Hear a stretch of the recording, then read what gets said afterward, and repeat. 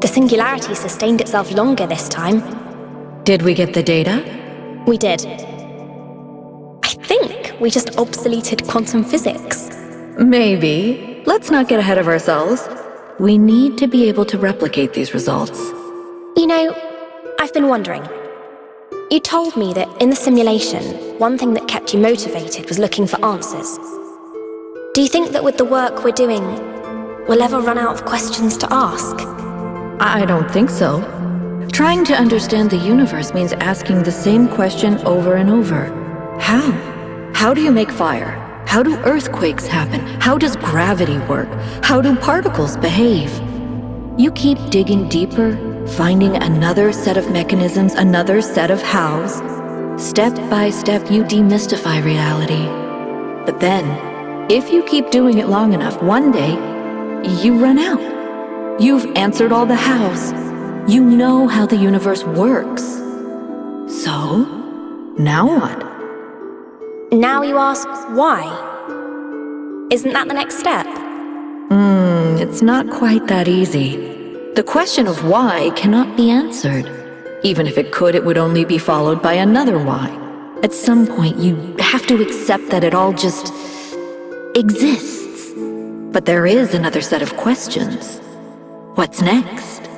You've stripped away the layers of mystery, you've laid bare the machinery.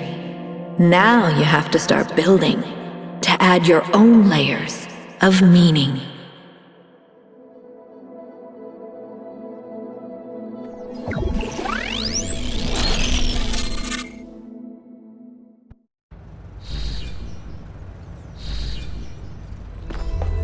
Are you okay?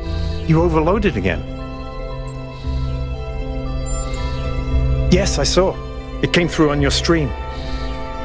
Strange to hear her voice again. But that was her. The way I remember her. The real Athena. Not this imaginary founder. I was one of the first she woke up. There was just a handful of us in those days. A small family in the ruins of a dead civilization. It was hard. Harder than anyone can possibly imagine. We had nothing except what Alexandra Drennan and the Institute left us. Now that everyone lives in civilization, they don't understand how necessary it was for us to build that civilization. They can fantasize about living in balance, limiting growth, retreating behind our walls. They don't understand what it really means to live in the wilderness.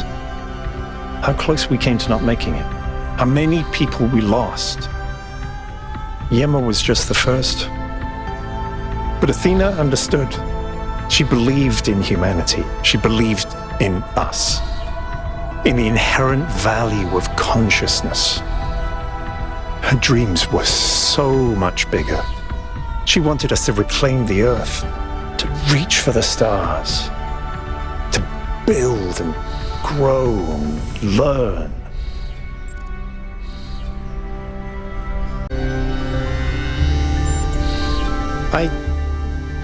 I don't know. I understand why she became frustrated when the city started thinking more about itself than about the future. It was frustrating for all of us. But we were still fighting for that future together. What I don't understand is why she didn't tell me. If she came here to do all this, why didn't she bring me along?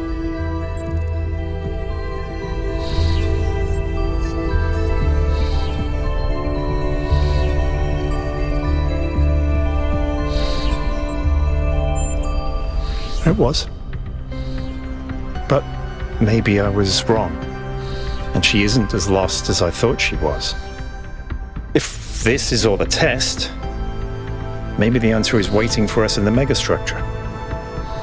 Speaking of which, let's get back to exploring. Melville should have reconnected the next station by now.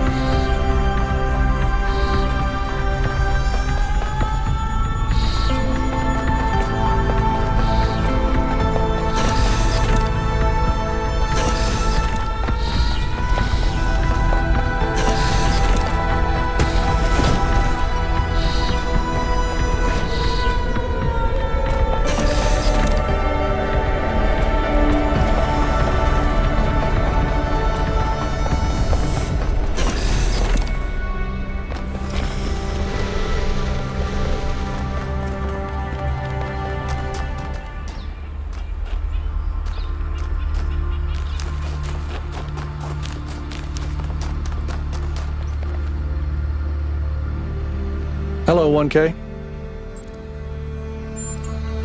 Sure. I think there's plenty inside each of us to explore, and it might give us a new perspective. Will it really answer all the big questions? I don't know, but it might help.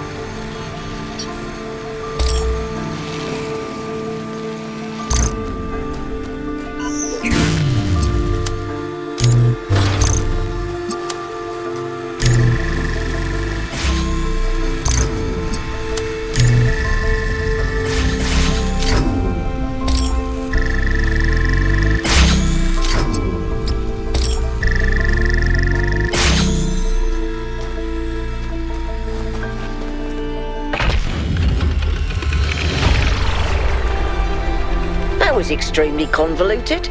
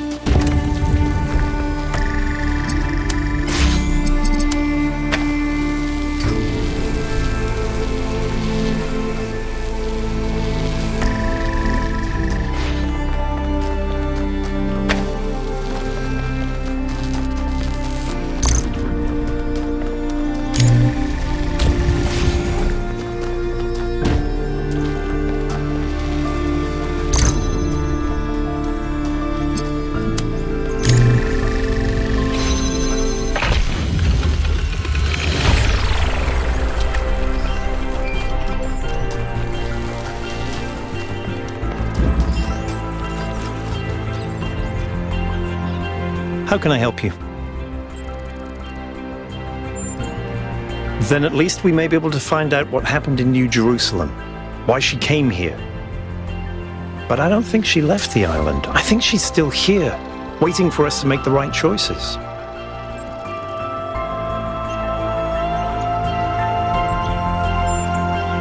It's hard to articulate. There just seems to be so much intent here. There has to be a reason for all this. And Athena is the only reason that makes sense. I think every single human being is completely unique, and every instance of consciousness is a miracle. The more of us there are, the more alive the universe is.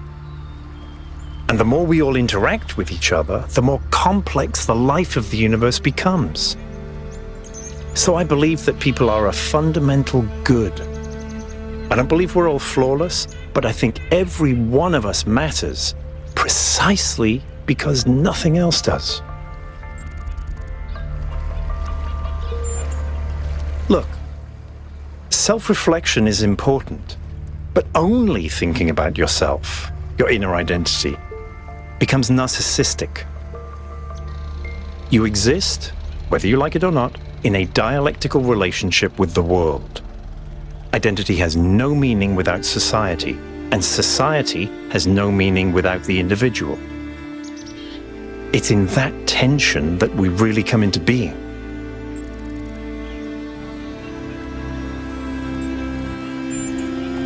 In the principle of it, no. It's not just that I believe humanity is fundamentally good, although I do. It's that I think sentience is the foundation of everything else. What's the point of stars and galaxies, of hills and forests, without someone to perceive them? But my faith that we can actually grow up, that we can break out of these loops and take control of our destiny, that's something I struggle with every single day.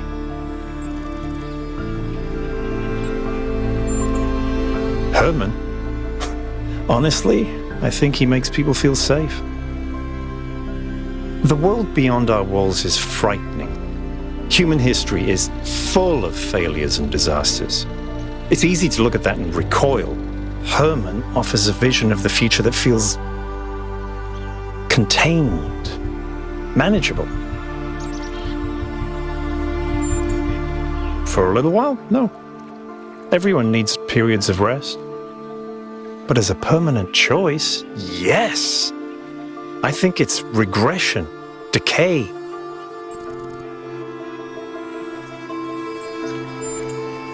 Athena was always trying to understand the reality underneath what we perceive, the objective truth. That's why she was capable of leaving the simulation. And even after she was free, she never stopped trying to understand more. I suspect her research took her another step closer to understanding the truth. And such steps always challenge our conception of the universe. But that's the wonderful thing about science. We can adapt our views to the evidence. In the sense of an interventionist deity? No. I wouldn't rule out the possibility, but it's not something I personally believe. But I do think there is something genuinely sublime in this universe, and it's right in front of us. Consciousness. The fact that this sense of self is even possible, that an arrangement of matter can produce a self-aware mind? Think about it. It's a fundamental property of the universe, an unbreakable law that matter has the inherent capacity to become more than the sum of its parts. That is the definition of transcendence. Okay? How many robots does it take to change a light bulb? Replacing a light bulb is a waste of resources, and the founder would be outraged.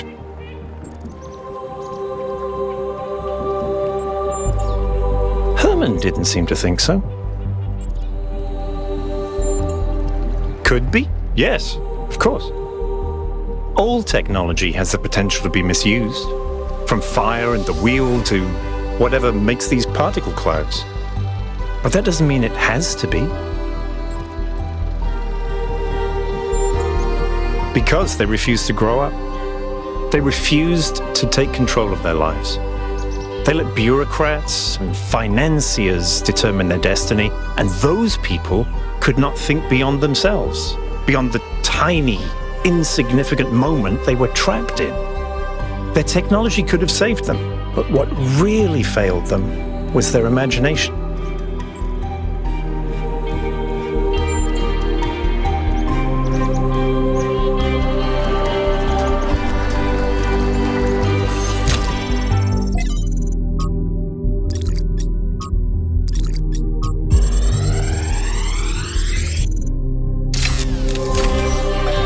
Strap in, this is a long one. You may have heard the story of the carpenter who died to redeem humanity's sins. It's a powerful story, bittersweet, very human, and I just want to tell you that it's true. He was a real person, and his name was John Carpenter. He was born in the year 1948, and he was the coolest filmmaker to ever walk the earth.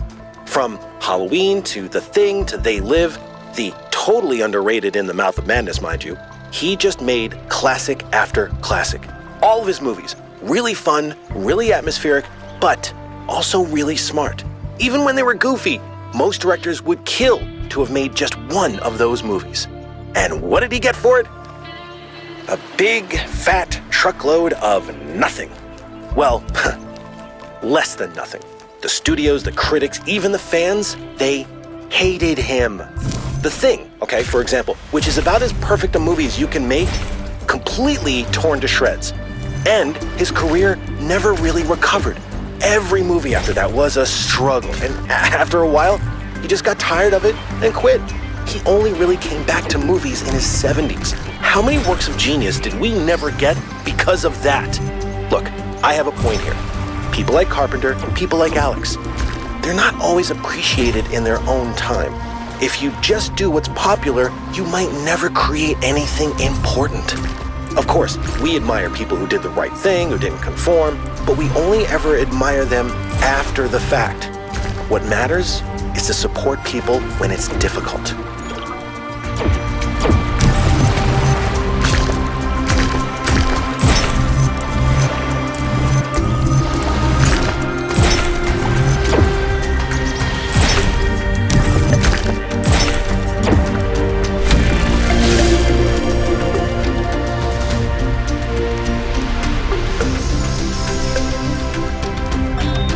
Sometimes it seems the only choices we have are renouncing civilization or mindless expansion. But that's not the only path forward. Embracing deliberate control over nature doesn't have to mean destruction. We are a species of artists and artisans, blessed with the ability to transform the raw material of the cosmos into new and better shapes. Shapes that have meaning. With our technology, we can take this chaotic world, so full of suffering, and turn it into a work of art.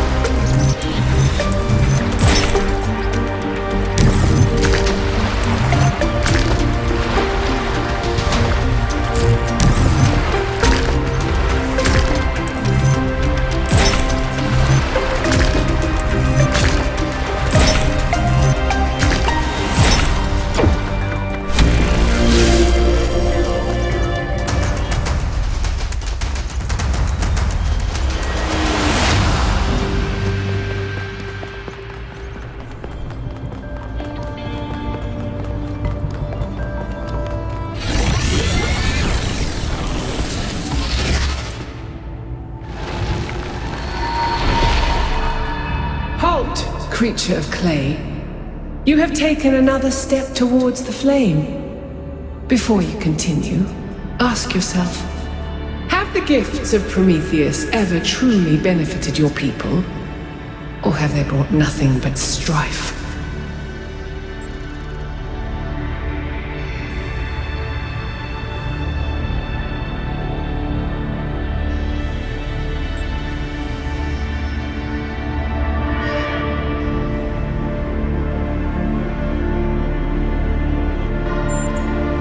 But have they not brought just as much suffering themselves?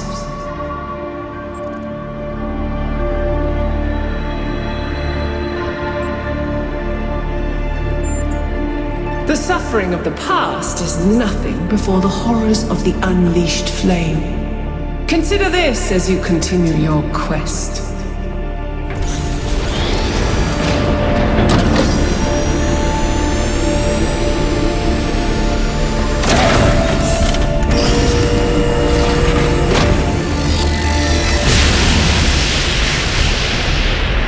I've been thinking, there's 3 towers per cardinal direction and 3 entities. You'd think it would be symmetrically arranged, 1 tower per entity, right? But we haven't seen Prometheus at all. We're built to find patterns. Maybe we're trying to find patterns where there aren't any.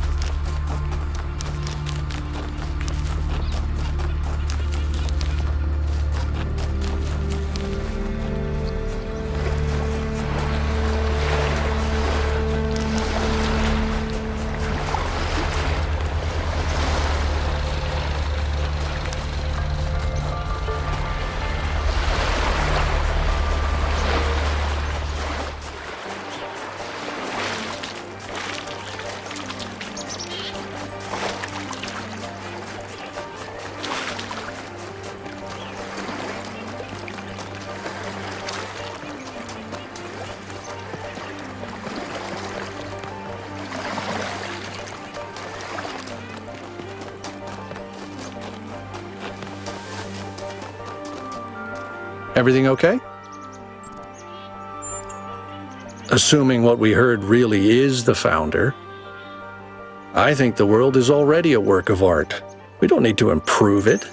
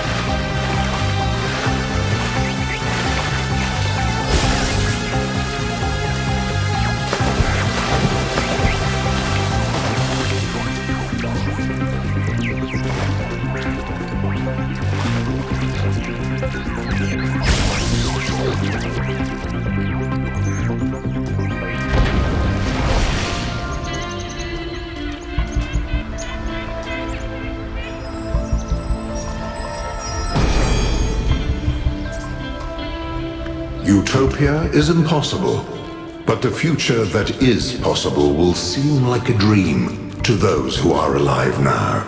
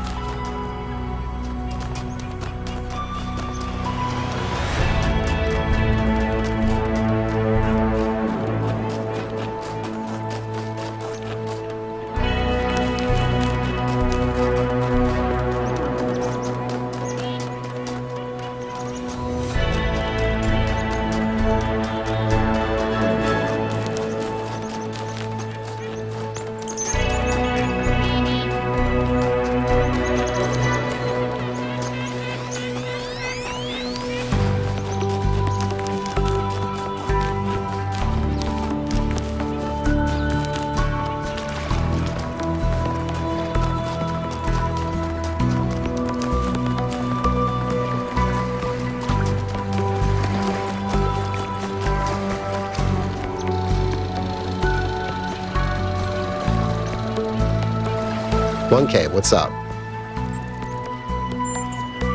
I'd never heard of it before, but it sounds fascinating. I mean, imagine exploring a place inside yourself that you didn't even know existed.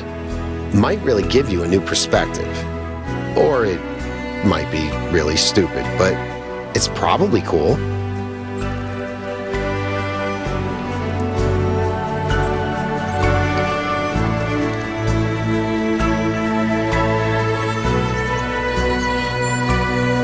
I don't get involved with that. I think we should discuss everything openly and then vote, not play games behind each other's backs. I don't know. It all looks pretty abandoned to me. But maybe it is all a test. I don't know. Sometimes I'd like to believe that everything happens for a reason, that there's some external force that gives us purpose and meaning. But then I think about all the horrible things that happen to people, and I can't accept that those things were meant to happen, that they couldn't have been avoided. So in that sense, I agree. We should find our own meaning. But to be completely honest, I find it hard to just impose meaning on the world. I'm not as driven as someone like Byron. I feel more moved by Miranda's recordings than by my own ideas.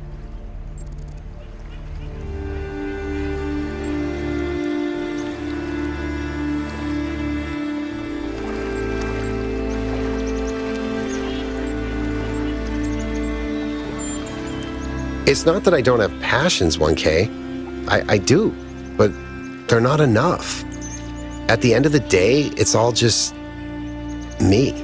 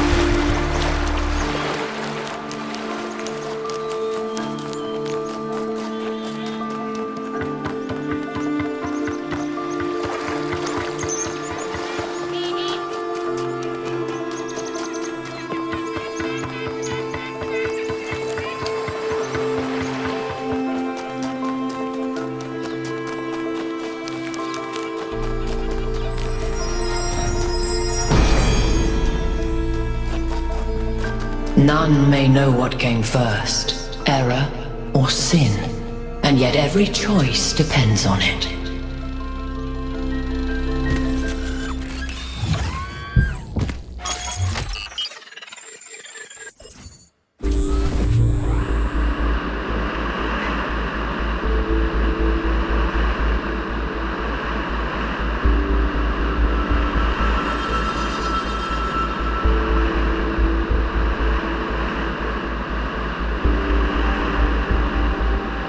This area looks flooded as well. Our ancestors melted a whole lot of ice. After they died, most coastal settlements were claimed by the sea. South of New Jerusalem, there's a whole city under the water. We went there once with Garrus, when I was an apprentice. It was eerie. That's exactly why the founder created the goal. When you go past the limits, this is what happens. Mother Nature always gets her revenge in the end. This isn't revenge, Al. It's just failure. People, cities, mountains. As far as the sea is concerned, it's all the same. Their mistake was forgetting that, telling themselves nothing would change.